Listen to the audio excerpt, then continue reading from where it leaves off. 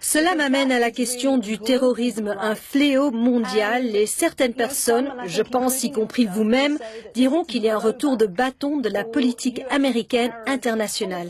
À quel niveau les États-Unis et ses alliés sont-ils responsables des attaques terroristes dans le monde entier?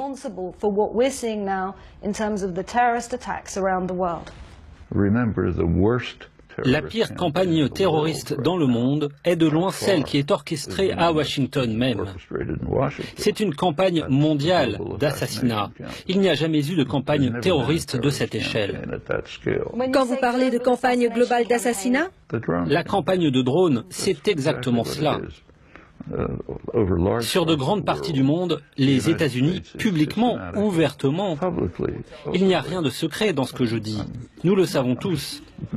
Les États-Unis réalisent une campagne d'assassinat de personnes suspectées de nuire un jour au gouvernement américain.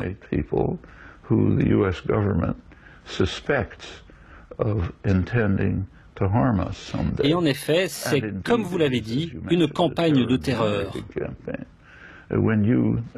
Quand vous bombardez un village au Yémen, par exemple, et que vous tuez quelqu'un, peut-être la personne que vous visiez, peut-être pas, et que d'autres personnes qui se trouvaient dans le quartier meurent elles aussi, comment pensez-vous que les gens vont réagir? Ils vont se venger.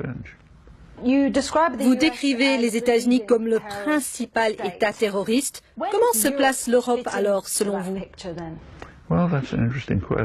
Eh bien, c'est une question intéressante. Une étude récente, je crois qu'elle a été faite par la fondation Open Society, indique que la pire forme de torture, c'est le transfert de prisonniers. Vous prenez quelqu'un que vous pensez être responsable de quelque chose et vous les envoyez à votre dictateur favori, peut-être Assad ou Kadhafi ou Moubarak, pour qu'il soit torturé en espérant que peut-être quelque chose va en sortir. C'est extraordinaire, le transfert de prisonniers. Cette étude s'est penchée sur les pays qui ont participé, bien évidemment les dictatures du Moyen-Orient, car c'est là que les prisonniers ont été envoyés pour être torturés, et l'Europe.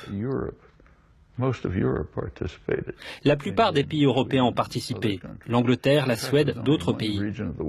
En fait, il y a une seule région du monde où personne n'a participé, c'est l'Amérique latine, ce qui est assez dramatique. L'Amérique latine est maintenant à peu près hors de contrôle des États-Unis. Quand elle était contrôlée par les États-Unis, il n'y a pas si longtemps, c'était le centre du monde de la torture.